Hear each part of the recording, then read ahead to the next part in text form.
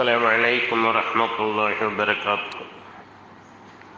الحمد لله نحمده ونستعينه ونستغفره ونؤمن به ونتوكل عليه ونعوذ بالله من شرور أنفسنا ومن سيئات أعمالنا، من يهده الله فلا مضل له ومن يضلله فلا هادي له، وأشهد أن لا إله إلا الله وحده لا شريك له، وأشهد أن محمدا عبده ورسوله.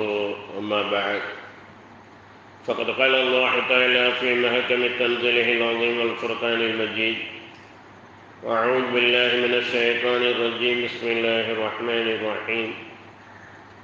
يا أيها الناس اتقوا ربكم الذي خلقكم من نفس واحدة وخلق منها زوجها وبث منهما رجالا كثيرا ونساء، واتقوا الله الذي تساءلون به والأرحام إن الله كان عليكم رقيبا. يا أيها الذين آمنوا اتقوا الله حق تقاته ولا تموتن إلا وأنتم مسلمون.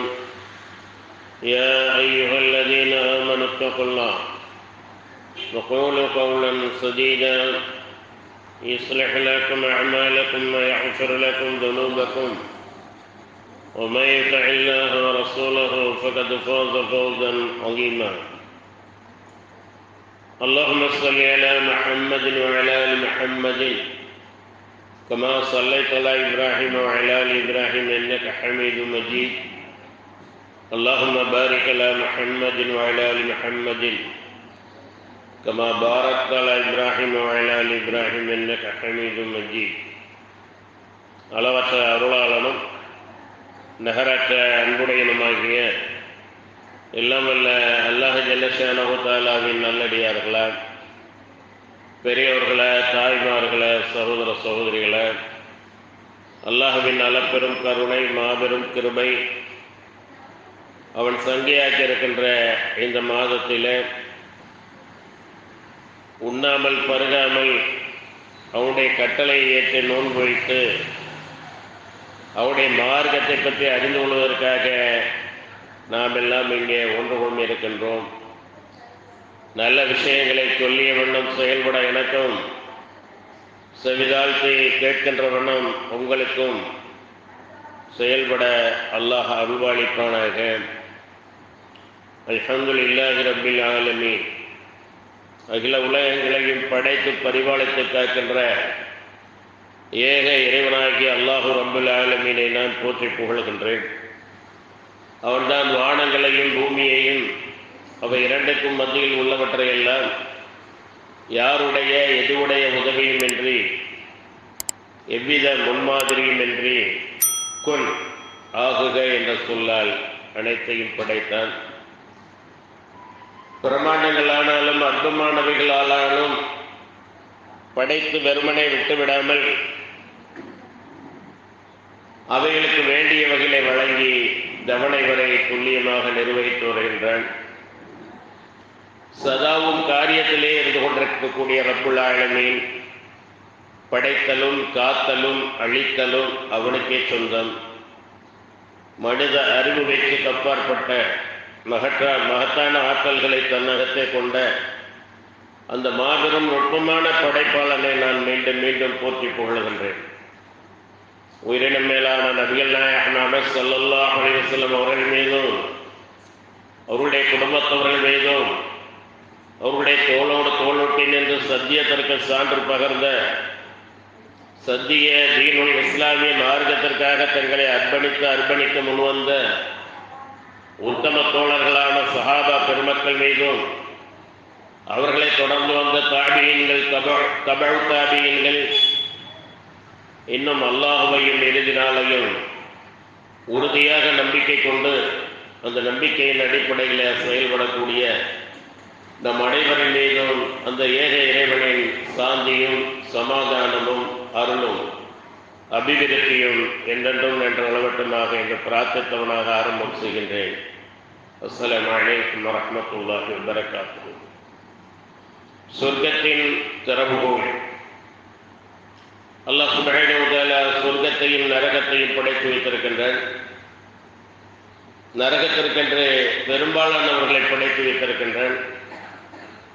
அவர்கள் நன்மையில் முந்த மாட்டார்கள். சொர்க்கத்திற்கென்றும் பலரை படைத்து வைத்திருக்கின்றான். அவர்கள் அல்லாஹ் ஏவியதை அப்படியே எடுத்து நடப்பார்.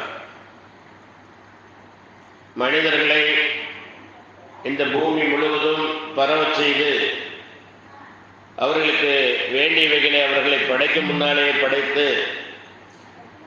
அதன் காரணமாக அல்லாஹ் சுப்ஹானஹு வ தஆலா இந்த பூமி முழுவதையும் அருள்வளம் நிறைந்ததாக ஆக்கி தந்திருக்கின்றார். வல்லதி ഖലഖ லகும் மா ஃபில் அர்லி ஜமீஆ. இந்த பூமியில் உள்ள அனைத்தும் உங்களுக்காக படைக்கப்பட்டது. அப்படியானால் நாம் எதற்காக படைக்கப்பட்டோம்?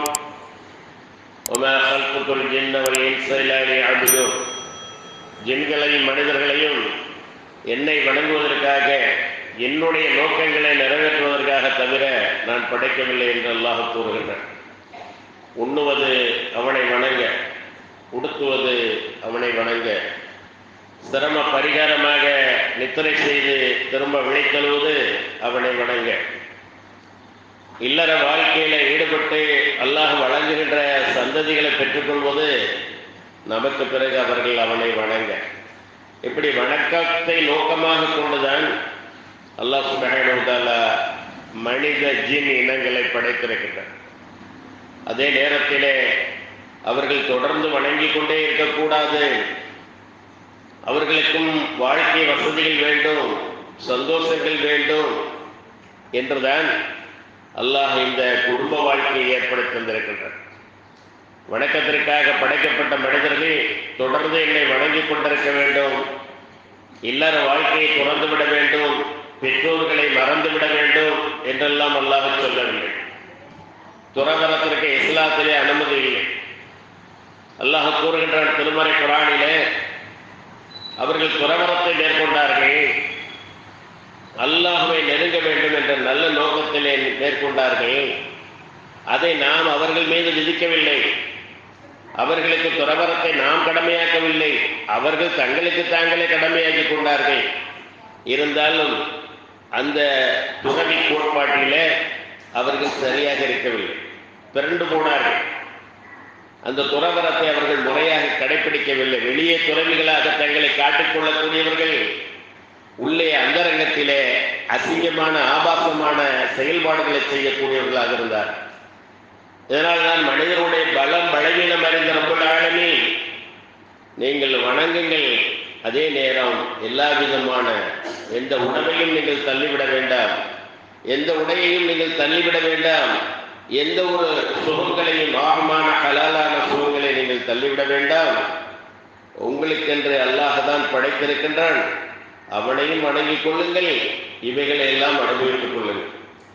எந்த உலகத்திலே அவன் வழங்கியிருக்கின்றதை அனுபவித்துக் கொண்டு அவனை வணங்கினால் நாளை மறுமையிலே சொர்க்கத்திலே அவன் வைத்திருக்கக்கூடிய உணவுகள், அவன் வைத்திருக்கக்கூடிய சந்தோஷமான மகிழ்வான அந்த சொர்க்கம், فلا تعلم نفس ما أخفي لهم من قرة أعين جزاء بما كانوا يعملون. அவர்களுக்காக நாம் கண்குளிர்ச்சியை மறைத்து வைத்திருக்கிறோமே, சொர்க்கத்தை படைத்து வைத்திருக்கிறோமே, அதை எந்த காதும் கேட்காது, எந்த கண்ணும் பார்க்காது. அந்த அளவுக்கு எவ்வளவுதான் நீங்கள் கற்பனை செய்தாலும் அந்த கற்பனைகளுக்கெல்லாம் அப்பாற்பட்டதாக அந்த சொர்க்கம் இருக்கிறது. அந்த சொர்க்கத்தினுடைய திறவுகோலாக, சாவியாக தொழுகை இருக்கிறது. அன்பானவர்களை, கண்ணியத்திற்குரியவர்களை, ஐம்பெரும் கடமைகளை கொண்டது இஸ்லாம். கலிமத்து தௌஹீத், கலிமா தய்யிபா, லா இலாஹ இல்லல்லாஹ் முஹம்மது ரசூலுல்லாஹ். லா இல்லை, இலா இறைவன், இல்லல்லாஹ் அல்லாஹ்வை தவிர, முஹம்மது ரசூலுல்லாஹ் முஹம்மது ஸல்லல்லாஹு அலைஹி வஸல்லம் அவர்கள் அல்லாஹ்வுடைய தூதராக இருக்கிறார். இதை நாவால் மொழிந்து மனதால் உள்வாங்கி அதன் அடிப்படையில் செயல்பட வேண்டும். 1வது கடமை. 3வது கடமை நோன்பு, வருடத்தில் ஒரு மாதம் நோக்க வேண்டும். 4வது கடமை ஜக்காத், அதை நாம் கணக்கிட்டு கொடுக்க வேண்டும். 5வது கடமை ஹஜ். இக்கடமைகள் எல்லாம் மனிதர்களுக்கு இந்த மண்ணிலே வைத்து கடமையாக்கப்பட்டது. இக்கடமைகள் எல்லாம் அல்லாஹுடைய தூதர் முஹம்மது ஸல்லல்லாஹு அலைஹி வஸல்லம் அவர்கள் மக்களுக்கு மக்காவிலும் மதீனாவிலுமாக இது கடமையாக்கப்பட்டது.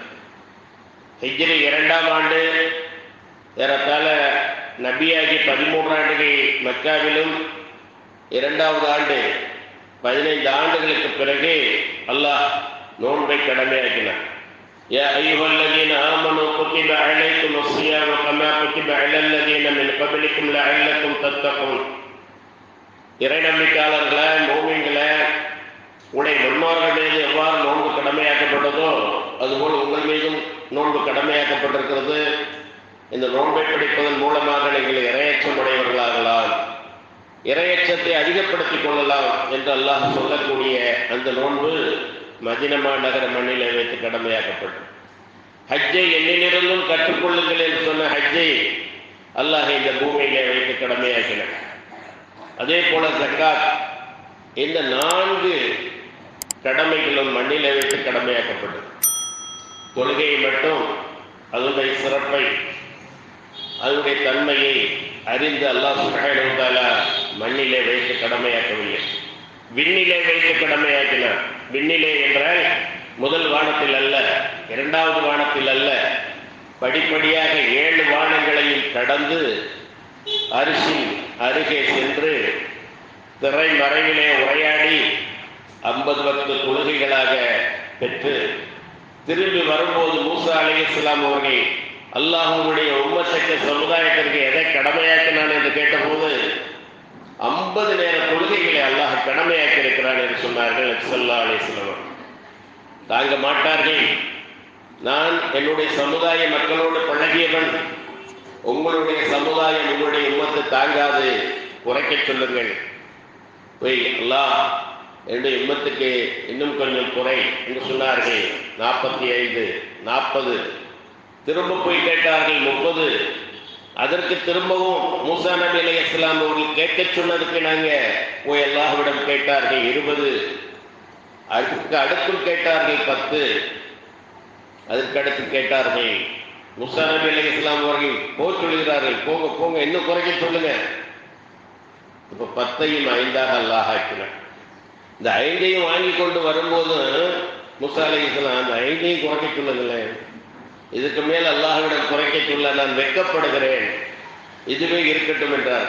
அப்பொழுது அளவற்ற அருளாளன், அவனுடைய அருளுக்கு அளவே இல்லை, நிகரற்ற அன்புடையும் அவனுடைய அன்புக்கு நிகரே இல்லை, முஹம்மது ஸல்லல்லாஹு அலைஹி வஸல்லம் அவர்களை அழைத்து, நபியே, இந்த 5 நேர தொழுகைகளை எவர் பேணுதலாக தொழுகிறார்களோ, எவர் உள்ளச்சத்தோடு தொழுகிறார்களோ, எவர்கள் நேரம் தவறாமல் அந்த தொழுகைகளை தொழுகிறார்களோ அவர்களுக்கு நான் ஏற்கனவே அறிவித்த 50 நேர தொழுகைகளுடைய நன்மைகளை வழங்கிவிடுவேன். ஒரு தொழுகையில் அவர்கள் ஃபஜ்ரை தொழுதால் 10 தொழுகை தொழுத நன்மை, ஒரு லுகரை அவர்கள் தொழுதால் 10 லுகர் நேரம், ஒரு லுகர் தொழுகைக்கு 10 நேர தொழுகைகளை தொழுத நன்மை. இவ்வாறாக 5 நேர தொழுகைகளுக்கும் 50 நேர தொழுகைகளுக்குரிய நன்மையை அல்லாஹ் வழங்குவதாக, வாரி வழங்குவதாக அல்லாஹ் கூறியிருக்கக்கூடிய அதுதான் தொழுகை. ஒரு இரவு நபி ஸல்லல்லாஹு அலைஹி வஸல்லம் அவர்களை கஅபத்துல்லாஹ்விலிருந்து மஸ்ஜிதுல் அக்ஸா பைத்துல் முகத்தஸுக்கு அழைத்து வந்து அங்கே அவர்கள் இறை தூதர்களுக்கெல்லாம் தொழுகை நடத்தி புராக் வாகனம் மூலமாக விண்ணேகுதல், மிஹ்ராஜ், இஸ்ரா என்ற பயணத்தை மேற்கொண்ட போதுதான் இந்த தொழுகை கடமையாக்கப்பட்டது. இதை பற்றி அல்லாஹ் திருமறை குர்ஆனிலே கூறும்போது, சுப்ஹானல்லதி அஸ்ரா பிஅப்திஹி லைலன் மினல் மஸ்ஜிதில் ஹராமி இலல் மஸ்ஜிதில் அக்ஸல்லதி பாரக்னா ஹவுலஹு லினுரியஹு மின் ஆயாத்தினா. தூய்மையானவனான அல்லாஹ், பரிசுத்தமானவனாகிய அல்லாஹ் தன்னுடைய அடியாரை ஓர் இரவிலே மஸ்ஜிதுல் ஹரமிலிருந்து, காபத்துல்லாவிலிருந்து மஸ்ஜிதுல் அக்ஸாவுக்கு பைத்துல் முகத்தஸுக்கு கொண்டு வந்து அங்கிருந்து அவன் உயர்த்தினான் தன்னுடைய அத்தாட்சிகளை காட்டுவதற்காக. நரகம் காட்டப்பட்டது, சொர்க்கம் காட்டப்பட்டது, பல காட்சிகளை நபி ஸல்லல்லாஹு அலைஹி வஸல்லம் அவர்கள் கண்டார்கள். அந்த ஜெருசலம் என்று பாலஸ்தீனிய மக்கள் தன்னுடைய உரிமைகளுக்காக போராடி கொண்டிருக்கிறார்களே, அந்த பூமி அபிவிருத்தி செய்யப்பட்டது, பரக்கத்து நிறைந்தது. அதன் சுற்றெல்லைகள் முழுவதும் அல்லாஹ்வினால் அபிவிருத்தி செய்யப்பட்டது என்று அல்லாஹ் கூறுகிறான். சிறு கூட்டம் பெரும் கூட்டத்தை, பெரும் ஆயுதங்களை எதிர்த்து இன்று வரை கடுமையாக போராடி கொண்டிருக்கிறார்கள் என்று சொன்னால் அது புனித பூமி.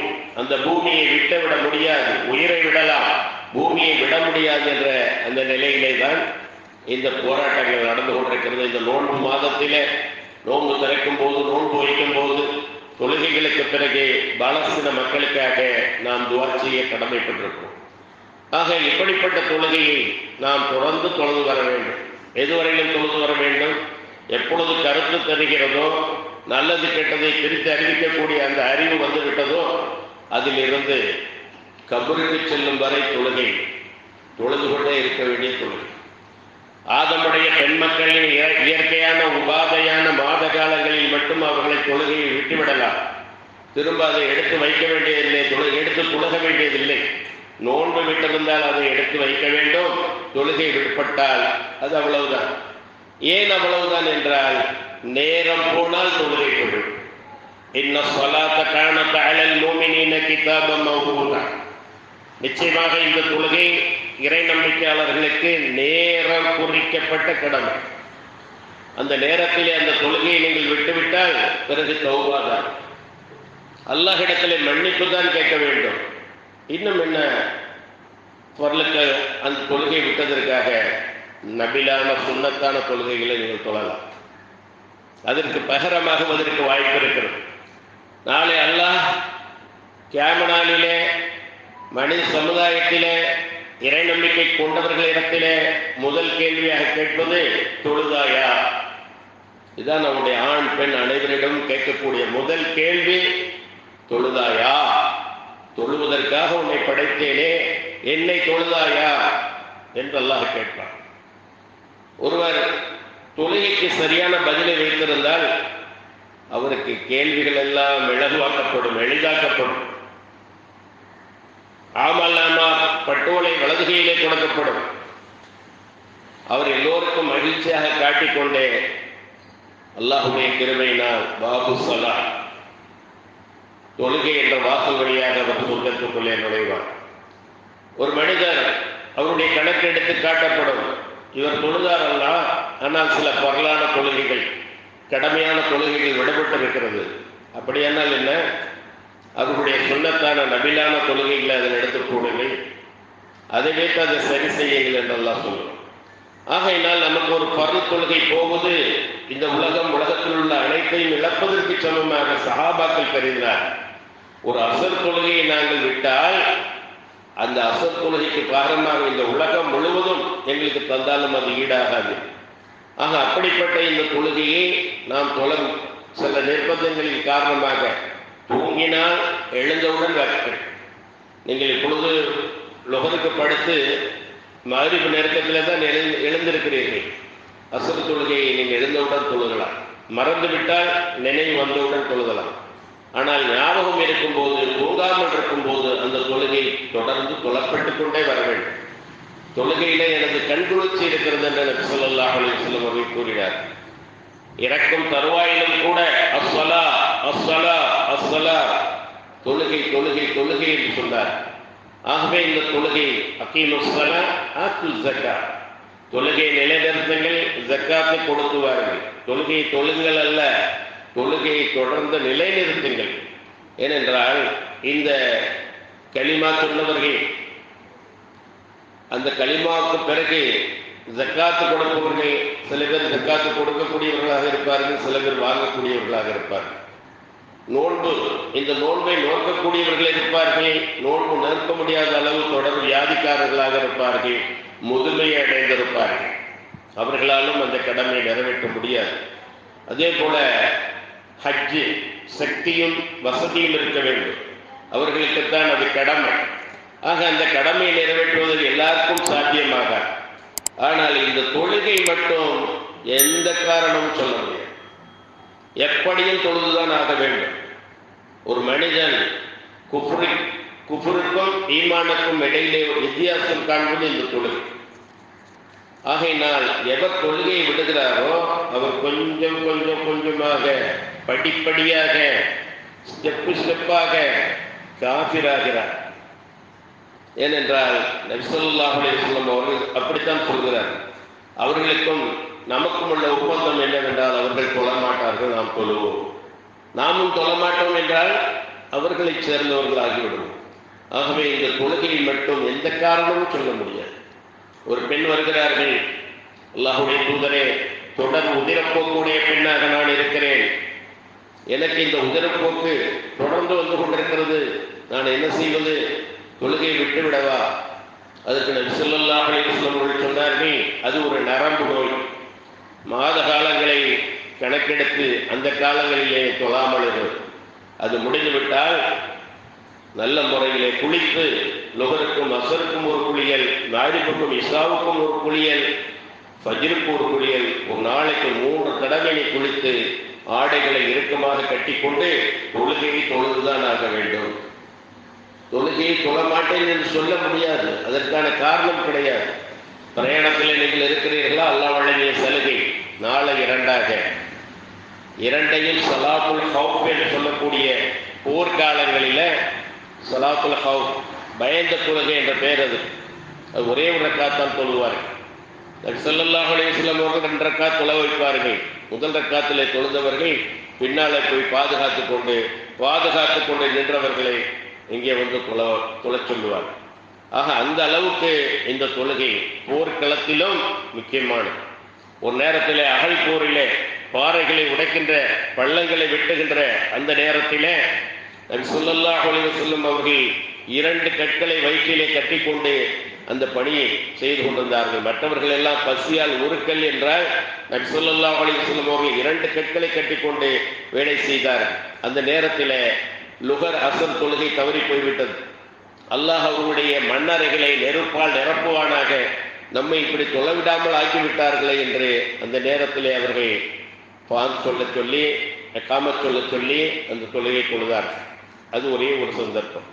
அதே போல ஒரு போருக்கு போய் திரும்ப வருகிறார்கள், போர் செய்த களைப்பு, பிரயாண களைப்பு, இதற்கு மேல் பயணத்தை தொடர முடியாத அல்லாஹுடைய தூதரே, எங்களுக்கு உறக்கம் வருகிறது என்று சஹாபாக்கள் எல்லாம் சொன்னபோது, அப்படியானால் யாராவது ஒருவர் விழித்திருப்பதாக, ஃபஜ்ருக்கு எழுப்புவதாக உத்தரவாதம் தந்தால், ஒப்புக்கொண்டால் நீங்கள் எல்லோரும் ஓய்வெடுக்கலாம் என்றார். அபூ ஹுரைரா பிலால் ரலியல்லாஹு அன்ஹு உடனே வந்து, அல்லாஹுடைய தூதரே, நான் உங்கள் அனைவரையும் ஃபஜ்ருடைய நேரம் வந்தவுடன் பாங்கு சொல்லி எழுப்பி விடுகிறேன் என்று சொன்னார். உடனே எல்லோரும் ஓய்வெடுத்தார்கள். ஓய்வெடுத்தவர்கள் நல்ல முறையில் அடிச்சு போட்டது போல தூங்கிட்டாங்க. பிலால் ரலியல்லாஹு அன்ஹு அவர்களும் சேர்ந்தே தூங்கிட்டாங்க. சூரியனின் சூடுபட்டுதான், அந்த வெப்பம், அந்த சூடுபட்டுதான் எழுந்திருந்தார்கள். அல்லாஹ் அக்பர் அப்படின்னு சொல்லி நபி ஸல்லல்லாஹு அலைஹி வஸல்லம் அவர்கள் பதறி போயிட்டாங்க.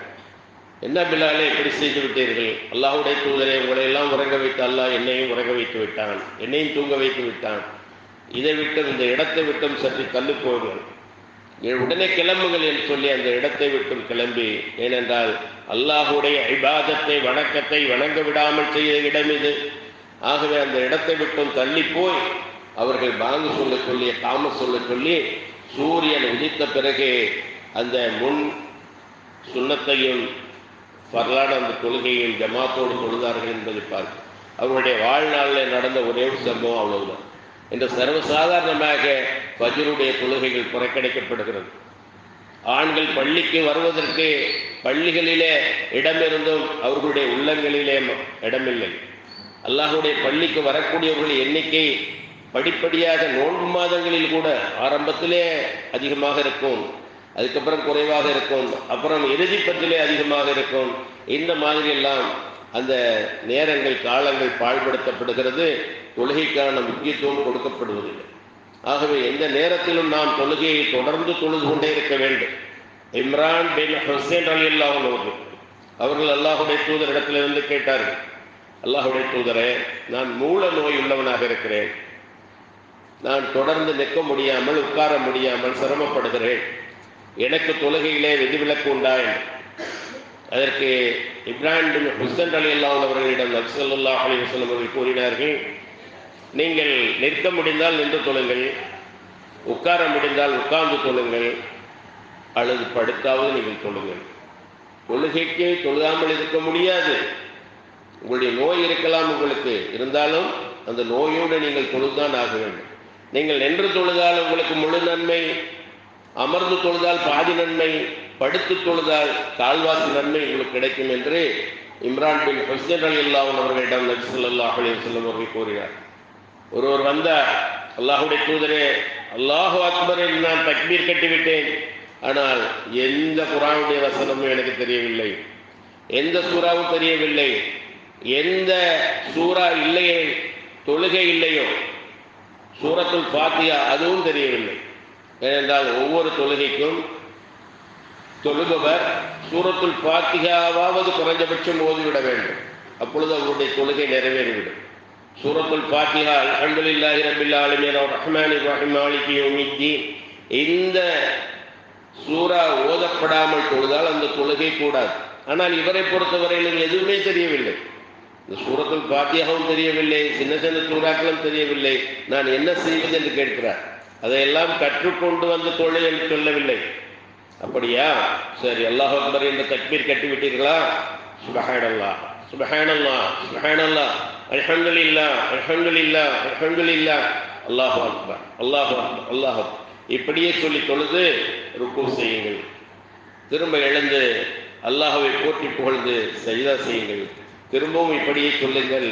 அல்லாஹ் உங்களுக்கு நிச்சயமாக அந்த குர்ஆனுடைய வசனங்களை கற்பித்து தந்து விடுவான் என்று சொன்னார்கள். ஆகவே தொழுகையை மட்டும் எந்த காலகட்டத்திலும் நாம் விடவே முடியாது. அன்பானவர்களே, கண்ணியத்திற்குரியவர்களே, தொழுகை அது இஸ்லாத்தின் தூண்களிலே, அதுவும் நம்மை படைத்தவனை வணங்குவதிலே உள்ள தலை சிறந்த தூணார். இந்த தொழுகையை தொடர்ந்து தொழுது வருபவர்களுக்கு அல்லாஹ் மனமிக்க வாழ்க்கையை கொடுப்பார். அல்லாஹுடைய நெருக்கத்தை அவர்கள் பெறுவார்கள்.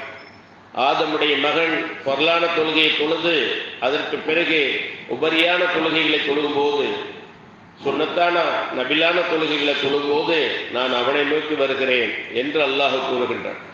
ஆக அல்லாஹுடைய நெருக்கத்தை பெற்றுத்தரக்கூடியதாக இந்த தொழுகை இருந்து கொண்டிருக்கிறது. இந்த தொழுகையிலே பொடுபோக்காக அலட்சியமாக நாம் இருந்தால் நிச்சயமாக நாம் பெரும் நஷ்டவாளர்களாக ஆகிவிடுவோம். அல்லாஹ் சொல்லுகிறான், ஃபவைலுல் முஸல்லீன், தொழுகையாளிகளுக்கு கேடுதான். எப்படிப்பட்ட தொழுகையாளிகளுக்கு? அல்லதீனஹும் ஃபீ ஸலாத்திஹிம் சாஹூன், அவர்கள் தங்களுடைய தொழுகையிலே அலட்சியமாக இருப்பார்கள், பொடுபோக்காக இருப்பார்கள். அவர்களுக்கு அந்த தொழுகை பிடிக்காது, இருப்பினும் ஃபார்மாலிட்டிஸாக, சடங்காக, சம்பிரதாயமாக அதை செய்வார்கள். அப்படித்தான் முனாஃபிக்குகள் இருந்தார்கள். முனாஃபிக்குகள் நரகத்தின் அடித்தட்டுக்குரியவர்கள், நயவஞ்சகமாக நடித்தவர்கள், கூட இருந்தே குழி பறித்தவர்கள். இவர்கள் கூட தொழுகையை விட்டதில்லையே. அல்லாஹும் அல்லாஹ்வுடைய தூதரும் கடமையாக்கி இருக்கின்ற அந்த தொழுகையை உண்மையான முறையிலே, இஹ்லாஸான முறையிலே, இறையச்சத்தோடு சஹாபாக்கள் தொழுது கொண்டிருக்கிற அதே நேரத்தில் இவர்கள் பொடுபோக்காக, அலட்சியமாக, மற்றவர்களுக்கு காண்பிப்பதற்காக அந்த தொழுகையை தொழுவார்கள். தொழுகவில்லை என்றால் முஸ்லிம்கள் இல்லை என்ற அந்த லிஸ்டிலே ஏறிவிடுவோம். ஆகவே நாம் தொழுவதாக காட்டிக்கொள்ள வேண்டும். தொழுகையை தொழுதால்தான் முஸ்லீம், தொழாவிட்டால் முஸ்லீம் இல்லை. தொழுகையை தொழாதவர்கள் இஸ்லாத்தில் எந்த விதமான பங்கும் இல்லை. எந்த நேரத்தில் உமர் ரலியல்லாஹு அன்ஹு சொன்னார்கள் தெரியுமா? அவர்கள் ஒரு ஃபஜ்ர் தொழுகையை வைப்பதற்காக நிற்கிறார்கள், சப்பை சரி செய்கிறார்கள், கம்பெடுத்துத்தான் சப்பை சரி செய்வார்கள். சரி செய்துவிட்டு அவர்கள் அந்த தொழுகையை தொழ ஆரம்பித்த உடனே லூலோ என்று சொல்லக்கூடியவன், சாயம் துவைப்பதற்கான வேலைக்காக அழைத்து வரப்பட்ட அடிமை, அவர்களை கத்தியால் குத்திவிட்டான். குற்றுயிரும் குலையுருமாக விழுந்து விட்டார்கள். என்னை ஒரு நாய் கடித்து விட்டது என்று சொன்னார்கள். அந்த நிலையிலும், அவர்கள் விழுந்த நிலையிலும், அவர்கள் தொழுகை வைத்துக் கொண்டிருந்த அந்த தொழுகையை தொலை வைக்க முடியாத நிலையிலும் அப்துல் ரஹ்மான் இப்னு அவ்ஃப் ரலியல்லாஹு அவர்கள் அந்த தொழுகையை தொலை வைத்தார்கள். காயம் ஆழமானது, அழுத்தமானது. பேரித்தம்பள சாறை ஊட்டினார்கள், அது அப்படியே வந்தது. பாலை ஊட்டினார்கள் வாயிலே, அதுவும் வயிற்று வழியாக அப்படியே வந்தது. அப்படிப்பட்ட நிலையிலே அவர்கள் அடிக்கடி மயக்கமுற்றார்கள், தண்ணீர் தெளிக்கப்பட்டது. அமீருல் மோமினீனே, மூமின்களுடைய தலைவரே, ஜனாதிபதியே, நீங்கள் இன்னும் தொழவில்லை, உயிர் போக போகிறது அவர்களுக்கு சொல்லப்பட்டவுடன், ஆமாம், எனக்கு மீண்டும் தண்ணீரை கொண்டு வாருங்கள் என்று அவர்கள் போதுமான அளவு எப்படி பொது செய்ய வேண்டும் செஞ்சுவிட்டு அந்த தொழுகையை அவர்கள் தொழுது விட்டு சொல்கிறார்கள், தொழாதவருக்கு இஸ்லாத்தில் எவ்விதமான பங்கும் இல்லை. இஸ்லாத்து எல்லாம் ஒரு குடும்பத்தில் பிள்ளைகள் இருக்குது, ஒரு பிள்ளைக்கு பங்கு இல்லைன்னா எப்படி இருக்கும்? அதே போல இஸ்லாம் என்று சொல்லிக்கொண்டு, முஸ்லீம் என்று சொல்லிக்கொண்டு, குறைந்தபட்சம் இந்த தொழுகையை கூட தொழவில்லை என்று சொன்னால் அவர் இஸ்லாம் அல்ல. அவருக்கு இஸ்லாத்தில் எந்த விதமான பங்கும் இல்லை. நபி ஸல்லல்லாஹு அலைஹி வஸல்லம் அவர்கள் சொன்னார்கள், மோமின்களுடைய முஸ்லீம்களுடைய குறைந்தபட்ச தகுதி, குவாலிஃபிகேஷன் என்னன்னா, நம்முடைய தொழுகையை தொழுது நம்முடைய கிப்லாவை முன்னோக்கி நாம் அடுத்தது புசிக்கிறாரே அவர்தான் குறைந்தபட்சமான முஸ்லீம். ஆக அந்த அளவுக்கு குறைந்தபட்சமான அந்த விஷயத்தை கூட நாம் நிறைவேற்றவில்லை என்றால், தொழுகை என்பது ஹய்யால ஸலா ஹய்யால ஸலா, தொழுகைக்கு வாருங்கள், தொழுகைக்கு வாருங்கள், ஹய்யாலல் ஃபலா ஹய்யாலல் ஃபலா, வெற்றியின் பக்கம் வாருங்கள், வெற்றியின் பக்கம் வாருங்கள், தினமும் அழைக்கப்படுகிறது. செவிடன் காதில் ஊதிய சங்காக, இந்த காதிலே வாங்கி அந்த காதிலே விடக்கூடியவர்களாக, அந்த அழைப்பு விடுக்கும் நேரத்திலேயே சீரழிவுக்குரிய சீரியல்கள் சினிமாக்களை பார்க்கக்கூடியவர்களாக, வீடுகள் தோறும் கபலேகரம் நடக்கக்கூடியதாக, அல்லாஹுடைய பள்ளிவாசலிலே மோதினாரும் இமாமும் என்று சொல்லக்கூடிய நிலைகள் எல்லாம் பல ஊர்களிலே இருக்கிறது என்று சொன்னால் நாம் என்ன முஸ்லீம்? ஒரு கண் தெரியாதவர் வருகிறார், நபி ஸல்லல்லாஹு அலைஹி வஸல்லம் அவர்களிடம் கேட்கிறார், அல்லாஹுடைய தூதரே, தூரம் தொலைவிலிருந்து நான் வர வேண்டியது இருக்கிறது, எனக்கு கண்ணு தெரியாது, என்னை அழைத்து வரவும் ஆட்கள் கிடையாது, நான் வீட்டிலேயே தொழுது கொள்ளவா? தொழாமல் இருக்கவா என்று கேட்கவில்லை, மஸ்ஜித் நபவிக்கு தொழாமல் நான் வீட்டிலேயே தொழுது கொள்ளவா என்று சொன்னவுடன் அவர்களுடைய நிலையை பார்த்து நபி ஸல்லல்லாஹு அலைஹி வஸல்லம், சரி, நீங்கள் தொழுது கொள்ளுங்கள், வீட்டிலே தொழுவதற்கு நான் உங்களுக்கு சலுகை தருகிறேன், அனுமதி தருகிறேன் என்றார். அவர் கொஞ்ச தூரம் போயிருப்பார், உடனே திரும்ப அழைத்தார்கள். பாங்கோசை உங்களுக்கு காதிலே கேட்கிறதா என்று கேட்டார்கள். ஆமாம், கேட்கிறது அல்லாஹ்வுடைய தூதரே. அப்படியானால் அதற்கு பதிலளித்து பள்ளிவாசலுக்கு வாருங்கள் என்று சொன்னார். ஆக இவ்வாறு தொழுகை என்பது அப்படிப்பட்ட ஒரு முக்கியத்துவம் வாய்ந்த. நபி ஸல்லல்லாஹு அலைஹி வஸல்லம் அவர்கள் சொல்கிறார்கள், ஒருவரை பாங்கு சொல்லி இன்னொருவரை இமாமத் பண்ண சொல்லி இமாமாக இருந்து தொலை வைக்க சொல்லிவிட்டு நான் அப்படியே மதீனா நகரின் வீதிகளிலே தெருக்களிலே வருவேன். யாரெல்லாம் அல்லாஹ்வுடைய பள்ளிக்கு வந்து அந்த தொழுகை நிறைவேற்றவில்லையோ, யாரெல்லாம் வீடுகளிலே தொழுகை இருக்கிறார்களோ அல்லது தொழாமல் இருக்கிறார்களோ அவர்களை பார்த்துவிட்டு, இன்னென்ன வீடுகளா அதை குறிப்பெடுத்து கொண்டு, இத்தனை வீடுகள் எரிக்கப்பட வேண்டும், இளைஞர்களை வாருங்கள், விறகுகளை சேகரித்து கொண்டு வாருங்கள், இந்த வீடுகளை எல்லாம் எரித்து விடுங்கள் என்று சொல்ல ஆசைப்படுகிறேன் என்றார். ஆக அந்த அளவுக்கு தொழுகை முக்கியத்துவம் வாய்ந்தது. தனியாக நீங்கள் தொழுவதை விட பள்ளிவாசலிலே வந்து தொழுவது 27 மடங்கு நன்மைகளை அதிகரிக்கக்கூடியது. பள்ளிவாசலுக்கு வரும் பெண்களை தடுக்காதீர்கள் என்று அந்த காலத்திலே நபி ஸல்லல்லாஹு அலைஹி வஸல்லம் அவர்கள் சொன்னார். சஹாபிய பெண்மணிகள், நாங்கள் கம்பளி போர்வையால் போர்த்தி கொண்டு நாங்கள் வந்து அந்த ஃபஜ்ர் தொழுகையை தொழுவோம், தொழுது விட்டு நாங்கள் கிளம்புவோம், எங்களை யாரும் அடையாளம் கண்டுகொள்ள முடியாத அளவுக்கு அந்த பொழுது புலரக்கூடிய நிலைக்கு முன்னாலேயே நாங்கள் சென்று விடுவோம் என்று சொல்லுகிறார். ஆக அப்படிப்பட்ட தொழுகை, அமானிதமான தொழுகை, அல்லாஹ் சுப்ஹானஹு வ தஆலா அமானிதமாக தந்த தொழுகை. இந்த தொழுகையை நாம் எந்த அளவுக்கு பேணுகிறோமோ அது கபருக்கு விசாலமாகும். மறுமையிலே அல்லாஹ் கேட்கக்கூடிய கேள்விக்கு இலகுவான பதிலாகும். ஆகவே இந்த தொழுகையை விட்டுவிடக் கூடாது. அல்லாஹ் சுப்ஹானஹு வ தஆலா சொல்லுகிறார், கத் அஃப்லஹல் முஃமினூன், மூமின்கள் வெற்றி பெற்று விட்டார்கள். வாழ எடுத்தார்களா, போர் செய்தார்களா, இரத்தத்தை ஓட்டினார்களா, உயிரை வாங்கினார்களா, உயிரை விட்டார்களா, ஒன்றுமில்லை, மூமின்கள் வெற்றி பெற்று விட்டார்கள். அல்லதீனஹும் ஃபீ ஸலாத்திஹிம் ஹாஷிஊன், அவர்கள் தங்களுடைய தொழுகையில உள்ளத்தோடு அல்லாஹ்வுடைய பயத்தோடு அந்த தொழுகையை தொழுதார்கள். அல்லாஹ் உன்னை வணங்க வேண்டிய நேரம் வந்துவிட்டது, உன்னை வணங்குவதற்காக உன்னுடைய அடிமை ஆஜராகிவிட்டேன், அல்லாஹு அக்பர் என்று, நீ மட்டும்தான் பெரியவன் என்று நான் தக்பீர் கட்டிவிட்டேன், என்னுடைய தொழுகை ஏற்றுக்கொள். கியாமிலே நிற்கிறார், சில விஷயங்கள், சூரத்துல் ஃபாத்தியா, துணை சூறாக்கள், ருக்கூவிலே நிற்கிறார், அல்லாஹ்வை போற்றி புகழுகிறார், திரும்ப எழுகிறார், சமியல்லாஹ் லிமன் ஹமீதா, அல்லாஹ் புகழ்வதை செவியேற்பவனாக இருக்கிறான் என்று சொல்லி சஜிதாவுக்கு செல்கிறார். சுப்ஹான ரப்பியல் அலா, சுப்ஹான ரப்பியல் அலா, சுப்ஹான ரப்பியல் அலா. இப்படி அல்லாஹ்வோடு அந்த அல்லாஹ்வுடைய வணக்கத்தை நாம் வணங்கும் போது அல்லாஹ்வுடைய நெருக்கத்தை பெறுகிறோம். எவர் சஜிதாவில் இருக்கிறாரோ அவர் அல்லாஹுக்கு மிக நெருக்கமாக இருக்கிறார். அந்த நேரத்திலே நீங்கள் வேண்டியதை கேளுங்கள். அல்லாஹுவை போற்றி புகழ்ந்து விட்டு உங்களுடைய அடிமைத்தனத்தை வெளிப்படுத்தி, எஞ்சான் உடம்புக்கு சிரசே பிரதானம், இந்த எஞ்சான் உடம்புக்கு சிரசே பிரதானம், இந்த சிரசை கொண்டு போய் சஜிதாவுல வைத்து அல்லாஹ் இடத்திலே நீங்கள் அந்த நேரத்தில் கேட்கக்கூடிய அந்த பிரார்த்தனைகள் இருக்கிறதே, அந்த துவாக்கள் இருக்கிறதே, நிச்சயமாக அல்லாஹ்வால் கபூல் செய்யப்படும். ஏனென்றால் அல்லாஹ்வோடு மிக நெருக்கமாக இருக்கக்கூடிய நேரம் அது. அப்படியானால் இந்த தொழுகையை பேணுதலாக உள்ளச்சத்தோடு தொழக்கூடியவர்கள் வெற்றி பெற்று விட்டார்கள். இம்மை மட்டுமல்ல, இவ்வுலக வெற்றி மட்டுமல்ல, மறுமையும் சேர்த்து அவர்கள் வென்றெடுத்து விட்டார். அதற்கு தடையாக இருப்பது என்ன? அதற்கு பிரச்சனையாக இருப்பது என்ன? இரையச்சமான கொள்கையை தொழ முடியாமல் ஆக்குவது என்ன? அல்ல வல்லதீனகும் அணில் ஆழிம் ஓரினும் வீணானவைகள், அந்த வீணானவைகளை விட்டும் அவர்கள் விலகி இருப்பார்கள், ஒதுங்கி இருப்பார்கள். நமக்கு தேவையில்லாதது என்று அவர்கள் விலகி இருக்கின்ற அந்த நேரத்தில் அல்லாஹ் சுப்ஹானஹு வ தஆலா முழுமையான தொழுகையை தொழக்கூடிய பாக்கியத்தை தருவார். அன்று முனாஃபிக்குகள் பொடுபோக்காக அலட்சியமாக தொழுதார்கள் சொன்னால், இன்று நம்மவர்களிலே பலர் விளம்பர நேரங்களிலே தொழக்கூடியவர்களாக, அந்த சீரியல் விளம்பரத்திற்குள்ளாக தொழுது முடிக்கக்கூடியவர்களாக இருக்கக்கூடிய நிலையை பார்க்கிறோம். அல்லது பிறகு தொழுது கொள்ளலாம், பிறகு தொழுது கொள்ளலாம் என்று தொழுகாமலே இருக்கக்கூடியவர்களை பார்க்கிறோம். திருடர்கள் எல்லாம் மிக மோசமான திருடர்கள் தொழுகை திருடர்கள் என்று நபி ஸல்லல்லாஹு அலைஹி வஸல்லம் அவர்கள் சொன்னார். திருடர்களில் எல்லாம் மிக மோசமான திருடர்கள் தொழுகை திருடர்கள்.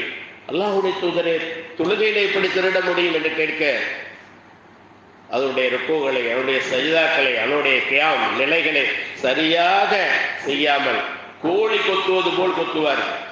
அதுவும் எந்த நேரத்தில் கொத்துவார்கள்? சூரியன் மறைய கொஞ்ச நேரம் தான் இருக்கிறது, அசர் தொழுகை பறக்க பறக்க தொழுவார்கள். எந்த மாதிரி அசருக்கு நேரம் வந்துட்டா நுகர் தொழுகை தொழுவார்கள். இப்படி அவர்கள் இந்த தொழுகையில ஒரு பொடுபோக்காக அலட்சியமாக தொழுகவும் வேண்டும், ஆனால் அதே நேரத்தில் இச்சைகள், வீணானவைகள் அனைத்திலும் ஈடுபாடும் எடுக்க வேண்டும் என்று சொன்னால் நிச்சயமாக அது ரெண்டும் ஒன்றாக. வீணானவைகளை விட்டு விலகி இருக்க வேண்டும். நான் முன்பே உங்களுக்கு சொல்லியிருக்கிறேன், இப்பொழுதும் சொல்ல வேண்டிய கட்டாயம் இருக்கிறது. ஜன்னாத்தின் யதஸாஅலூன், சொர்க்கவாசிகள் சொர்க்கத்திலே மகிழ்ச்சியாக இருப்பார்கள், சந்தோஷமாக இருப்பார்கள். அவருடைய சந்தோஷத்தை சொல்லவே முடியாது, அப்படி இருப்பார்கள். அனில் முஜ்ரிமூன், இருப்பினும் குற்றவாளிகளை குறித்து விசாரித்துக் கொள்வார்கள். மா ஸலகக்கும் ஃபீ ஸகர், இந்த சக்கர் என்ற கடுமையான நரகத்திற்கு வயல் இருக்கிறது, ஹாவியா இருக்கிறது, ஜஹன்னம் இருக்கிறது. இதில் எல்லாம் கடுமையான, எப்படி சொர்க்கத்திலேயே உயர்வான சொர்க்கம் ஜன்னத்துல் ஃபிர்தௌஸ் இருக்கிறதோ அதுபோல இந்த சக்கர் என்ற நரகம், அந்த சக்கர் என்ற நரகத்திற்கு நீங்கள் எப்படி வந்தீர்கள் என்று கேட்கும்போது, மா ஸலகக்கும் ஃபீ ஸகர் காலு லம் நகு மினல் முஸல்லீன், நாங்கள் தொழுபவர்களாக இருக்கவில்லை. முதல் வாக்கு மூலம், கடுமையான நரகத்திலே வேதனைப்படுபவர்கள் கொடுக்கக்கூடிய முதல் வாக்கு மூலம், காலு லம் நகு மினல் முஸல்லீன், நாங்கள் தொழுபவர்களாக இருக்கவில்லை. வலம் நகு நுத்இமுல் மிஸ்கீன், ஏழைகளுக்கு உணவளிக்கவில்லை. வகுன்னா நஹூது மஅல் ஹாயிதீன், வீணானவற்றில் மூழ்கி கிடந்தோரோடு நாங்கள் மூழ்கி கிடந்தோம். பொய், புரட்டு, இதன் அடிப்படையிலே கற்பனை தெய்வங்களை உருவாக்கி எடுக்கப்படுகின்ற கதைகள் அத்தனையிலும் உடலுக்கு கேடு, உள்ளத்துக்கு கேடு, குடும்ப நல்லுறவுகளுக்கு கேடு, கண்ணுக்கு கேடு, பிள்ளைகளுடைய எதிர்கால படிப்புகளுக்கு கேடு. அது சர்வசாதாரணமாக பார்க்கப்படுகிறது. வகுன்னா நஹூது மஅல் ஹாயிதீன், வீணானவற்றில் மூழ்கி கிடந்தோரோடு நாங்களும் மூழ்கி கிடந்தோம். நோன்பை வைத்துக் கொண்டு அல்லாஹ் நோன்பை பற்றி சொல்லும் போது என்ன சொன்னான்? நோன்பு எனக்கு மட்டுமே உரியது, அதற்கு நானே கூலி கொடுப்பேன். அப்படிப்பட்ட கூலிக்குரிய நோன்பாக இருக்கிறதா நம்முடைய நோன்பு? கண் நோக்கிறதா நோன்பு? செவி நோக்கிறதா நோன்பு? நாவு நோக்கிறதா நோன்பு என்பதை நாம் சிந்தித்து பார்க்க கடமைப்பட்டிருக்கிறோம். வகுன்னா நஹூது மஅல் ஹாயிதீன் வகுன்னா நுகத்திபு பியௌமித்தீன். கியாம நாளை நாங்கள் பொய்யாக்கி கொண்டிருந்தோம். ஹத்தா அத்தானல் யகீன், எங்களை நோக்கி மரணம் மவுத் வருவரை நாங்கள் அப்படியே இருந்தோம். அதற்கு காரணமாகத்தான் இந்த நரகத்திற்கு வந்துவிட்டோம் என்று சொல்லுவார். ஆகையினால் அன்பானவர்களை, கண்ணியத்திற்குரியவர்களை, கோட்டை விட்டு விடக்கூடாது. அல்லாஹ் சொல்லி வருகிறான் சூரத்துல் மோமினூன்ல,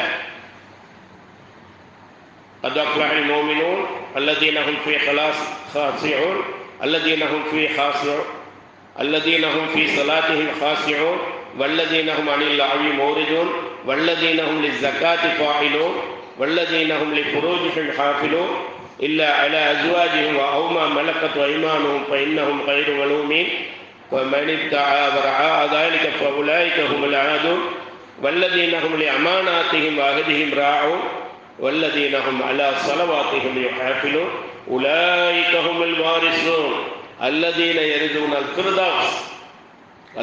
يرثون الفردوس هم فيها خالدون. மூமின்கள் வெற்றி பெற்று விட்டார்கள். தங்களுடைய தொழுகையிலே உலச்சத்தோடு இருந்தார்கள். வீணானவற்றை விட்டும் விலகி இருந்தார்கள். ஜக்காத்தை கொடுத்து வந்தார்கள். கற்பை தேடி வந்தார்கள். தங்களுடைய மனைவிமார்களிடத்திலே கணவர்மார்களிடத்திலே அவர்கள் சேர்வதன் மூலமாக பழிக்கப்பட மாட்டார்கள். இதற்கு மேல் யார் வரம்பு மீறுகிறார்களோ, ஜினாவிலே ஈடுபடுகிறார்களோ அவர்கள் தண்டனைக்குரியவர்கள். தங்களுடைய வாக்குறுதிகளையும் அமானிதத்தையும் பேணி பாதுகாப்பார்கள். தொழுகையை அவருடைய நேரத்திற்கு சரியாக தொழுது வருவார்கள். இவர்கள் தான் சொர்க்கத்திற்கு வாரிசுதாரர்கள். சொர்க்கத்திலே ஃபிர்தௌஸ் என்ற சொர்க்கத்திற்கு வாரிசுதாரர்கள். அவர்கள் அதில் நிரந்தரமாக தங்கியிருப்பார்கள். அப்படிப்பட்ட நிரந்தரமான சொர்க்கத்திலே, ஃபிர்தௌஸ் என்ற சொர்க்கத்திலே தங்குவதற்கு அல்லாஹ் சுப்ஹானஹு வ தஆலா அந்த தங்கக்கூடியவர்களுடைய இலக்கணத்தை, பண்புகளை பற்றி சொல்கின்றார். வஸ்தஈனு பிஸ்ஸப்ரி வஸ்ஸலாஹ் வ இன்னஹா லகபீரத்துன் இல்லா லல் ஹாஸிஈன். தொழுகை கொண்டும் பொறுமை கொண்டும் நீங்கள் அல்லாஹ்விடம் உதவி தேடுங்கள். நிச்சயமாக அல்லாஹ்வுடைய பயம் இல்லாதவர்களுக்கு இந்த தொழுகை பெரும் பாரமாக இருக்கும், பெரும் கஷ்டமாக இருக்கும். அல்லதீன யظنون அன்னஹும் முலாகு ரப்பிஹிம் வஅன்னஹும் இலைஹி ராஜிஊன். அந்த அச்சமுடையவர்கள் நாம் அவனிடமிருந்தே வந்தோம், அவனாலே மீளக்கூடியவர்களாக இருக்கிறோம், திரும்பி செல்லக்கூடியவர்களாக இருக்கிறோம், அவனை சந்திக்க இருக்கிறோம் என்ற அந்த சந்திப்பை உண்மையாக்கி, அவனிடமிருந்து வந்ததை உண்மையாக்கி, அவனிடமே செல்ல போகிறோம் என்பதை உண்மையாக்கி உள்ளச்சத்தோடு அந்த தொழுகை தொழுவார்கள் என்று வந்திருக்கிறது என்று சொன்னால், இந்த தொழுகை எப்படிப்பட்ட தொழுகை என்பதை நாம் உணர்ந்து கொள்ள வேண்டும். தொழுகை தெரியாதெல்லாம் சொல்ல முடியாது. தொழுகை தெரியாவிட்டாலும் அல்லாஹுடைய பயத்தோடு நீங்கள் தக்பீர் கட்ட வேண்டும். நபி ஸல்லல்லாஹு அலைஹி வஸல்லம் அவர்கள் சொல்லிக் கொடுத்தது போல சுப்ஹானல்லாஹ் அல்ஹம்துலில்லாஹ் அல்லாஹு அக்பர் சொல்ல தெரியாதா? அதை சொல்லியாவது தொழுக வேண்டும். இந்த தொழுகைக்கு எந்த விதமான காரணங்களையும் சொல்ல முடியாது. எந்த விதமான சால்ஜாபும் ஏற்றுக்கொள்ளப்பட மாட்டோம். அல்லாஹ்விடத்தில் வேற எதற்கும் சால்ஜாபுகள் ஏற்றுக்கொள்ளப்படும். அல்லாஹ் சுப்ஹானஹு வ தஆலா இந்த தொழுகைக்கு மட்டும் சரியான முறையில் அந்த தொழுகையை தொழுதவர்களை பட்டியலிடுவார். அப்படி பட்டியலிடப்பட்டவர்களிலே சொர்க்கத்துக்குரியவர்களிலே நாமும் ஆக வேண்டும். ஆகவே இந்த தொழுகை இருக்கிறது அல்லாஹ் சுப்ஹானஹு வ தஆலா நமக்கு வழங்கிய அப்படியே உள்ளத்துக்கும் உடலுக்கும் பூரிப்பை தரக்கூடிய, ஆன்மீக பலத்தை தரக்கூடிய, தேக ஆரோக்கியத்தை தரக்கூடிய, அவனை நினைத்தால், அவனை வணங்கினால், வணங்க தெரிந்தவர்கள் தான் வாழ தெரிந்தவர்கள். அவனுடைய நினைவு, அவனுடைய திக்ர் தான் நம்முடைய உள்ளத்தை நிம்மதியாகும். நிம்மதி எல்லாம் எங்கேயும் இல்லை. அல்லாஹ்வை நினைவு கூறுவதன் மூலம்தான் உள்ளங்கள் அமைதி பெறுகின்றன, அறிந்து கொள்ளுங்கள். அதற்கு அல்லாஹ்வை நினைவு கூறுவதற்கு அதிகம் இந்த தொழுகைகளை பேணி சொல்லக்கூடியவர்களாக இருக்க வேண்டும். ஸல்லல்லாஹு அலைஹி வஸல்லம் அவர்கள் தொழுது கொண்டே இருந்தார்கள். பல பெரிய சூறாக்களை ஓதி தொழுது கொண்டே இருந்தார்கள். முன்பின் பாவங்கள் மன்னிக்கப்பட்ட நீங்கள் இவ்வாறு தொழ வேண்டுமா என்று கேட்பதற்கு, நான் முன்பின் பாவங்களை மன்னித்த என்னுடைய ரப்புக்கு நன்றியுள்ள அடியானாக இருக்க வேண்டாமா என்று கேட்டார்கள். அதுபோல் இந்த தொழுகை நமக்கு நேரம் குறிக்கப்பட்ட கடமை என்பதை நாம் உணர்ந்து கொள்ள வேண்டும். அல்லாஹ்விடத்திலே நாம் அடிக்கடி கேட்க வேண்டும். அல்லாஹும்ம அன்தஸ்ஸலாம் மிக்கஸ்ஸலாம் தபாரக்த யாதல் ஜலாலி வல் இக்ராம் அல்லாஹும்ம இன்னி அலா திக்ரிக, உன்னுடைய நினைவோடு வாழக்கூடிய வாழ்க்கை எங்களுக்கு தா. அல்லாஹும்ம இன்னி அலா திக்ரிக வ ஷுக்ரிக, உனக்கு நன்றி செலுத்தக்கூடியவர்களாக எங்களை ஆக்கிவை. அல்லாஹும்ம இன்னி அலா திக்ரிக வ ஷுக்ரிக வ ஹுஸ்னி இபாதத்தி, அழகிய முறையிலே உன்னை வணங்கி வழிபடுவதற்கு யா அல்லாஹ் எங்களுக்கு வாய்ப்பை தந்திடு. இந்த உலகத்திலே வாழ வேண்டிய வரையிலும் தான் நாங்கள் உங்களை நாங்கள் உன்னை வணங்க முடியும். உன்னை சுப்ஹானல்லாஹ் என்று சொல்ல முடியும், அல்ஹம்துலில்லாஹ் என்று சொல்ல முடியும், அல்லாஹு அக்பர் என்று சொல்ல முடியும்.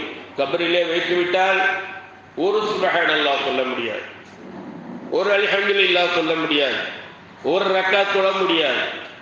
அப்படிப்பட்ட அவகாசங்கள், நேரங்கள், காலங்கள் இருக்கிறது.